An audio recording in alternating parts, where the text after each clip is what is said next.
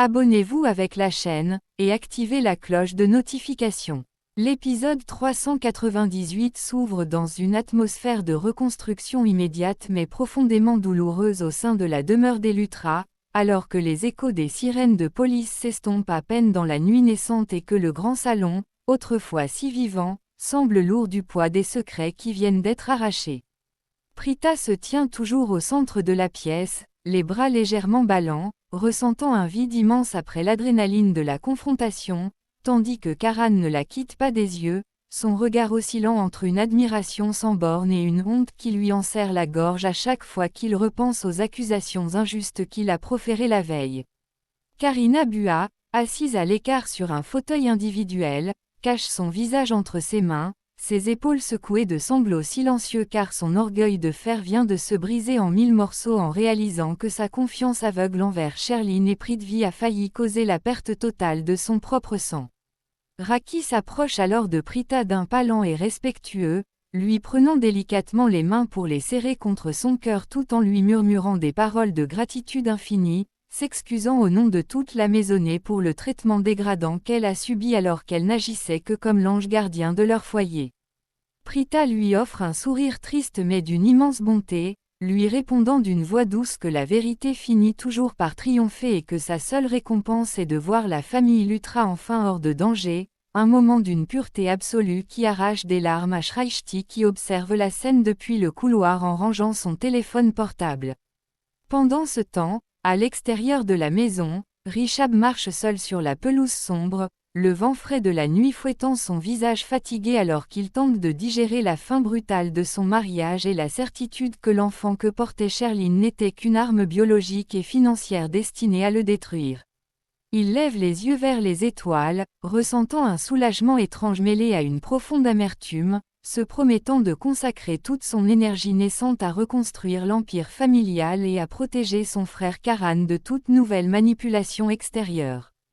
À l'étage, dans la chambre de Karan, le silence s'installe lorsque Prita y pénètre quelques minutes plus tard pour récupérer ses affaires médicales avant de rentrer chez elle, mais Karan lui barre doucement le passage en fermant la porte derrière elle, son visage affichant une vulnérabilité qu'il n'a jamais montrée à personne d'autre.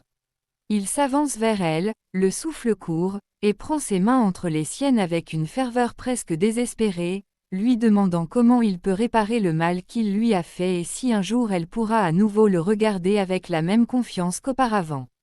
Prita sent son cœur vaciller face à la détresse du jeune homme, mais elle retire lentement ses mains en lui rappelant que les blessures de l'âme mettent du temps à cicatriser et que la confiance ne se réclame pas mais se reconstruit jour après jour, par des actes et non par de simples paroles prononcées sous le coup du remords. Chez les Arora, l'ambiance est radicalement différente car Sarla fait les 100 pas dans le salon, une expression d'angoisse maternelle déformant ses traits alors qu'elle regarde fixement la pendule murale qui indique qu'il est déjà très tard et qu'aucune de ses deux filles ne répond au téléphone. Bidji tente de la calmer en lui rappelant que Shrishti est courageuse et que Prita est sous la protection de la justice divine, mais Sarla s'exclame que la demeure des Lutra est un nid de vipères et qu'elle ne trouvera la paix que lorsque ses enfants seront en sécurité à ses côtés, loin de la richesse toxique de cette famille. C'est à cet instant précis que la porte d'entrée s'ouvre, laissant apparaître Shrishti qui entre en sautant de joie et en criant à haute voix que les traîtres ont enfin été arrêtés et que le nom des Arora est lavé de tout soupçon devant la haute société. Sarla se précipite vers sa fille cadette pour l'étreindre, ses larmes de panique se transformant instantanément en larmes de soulagement, tandis que Shrishti commence à raconter l'histoire avec son enthousiasme habituel, mimant l'arrestation de Prithvi et la décomposition du visage de Sherline sous les yeux émerveillés de Bidji. Au domaine Lutra, la nuit avance mais personne ne trouve le sommeil, Bani Dadi ayant réuni toute la famille dans le petit salon pour tenir un conseil d'urgence concernant les répercussions juridiques des détournements de fonds opérés par Prithvi. Rishab, qui vient de rentrer du jardin, expose calmement la situation en expliquant que ses avocats travaillent déjà avec la police criminelle pour geler les avoirs bancaires des deux complices et s'assurer qu'ils restent derrière les barreaux pour une très longue période, sans aucune possibilité de libération sous caution. Karina Bua lève alors la tête, le regard éteint, et déclare d'une voix monocorde qu'elle acceptera n'importe quelle punition ou décision de la part de Rishab car sa propre stupidité a failli détruire la vie de son neveu, un aveu de faiblesse historique qui pousse Raki à s'asseoir à ses côtés pour lui prendre le bras en signe de solidarité familiale.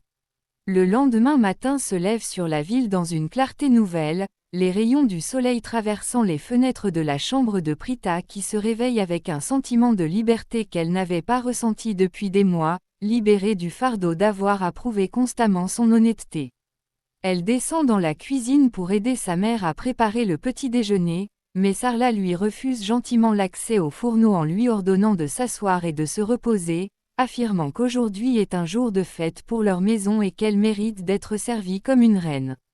Au même moment, une luxueuse voiture blanche s'immobilise devant la modeste maison des Aurora, attirant immédiatement l'attention des voisins curieux qui se penchent à leurs fenêtres pour observer le grand Karan Lutra en descendre, vêtu d'une chemise blanche impeccable mais le visage marqué par la détermination.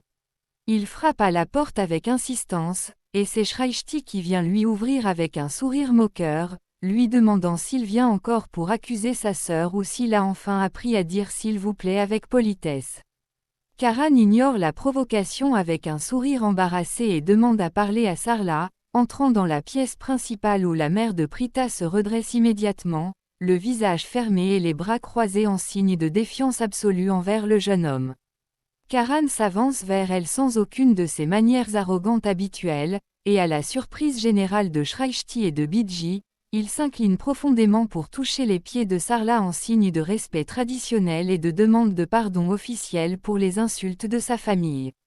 Sarla reste figée, touchée malgré elle par ce geste d'humilité de la part d'un jeune homme si fier, tandis que Prita apparaît sur le seuil de la cuisine, son cœur manquant un battement en voyant Karan ainsi humilié de son propre gré pour l'amour de la vérité.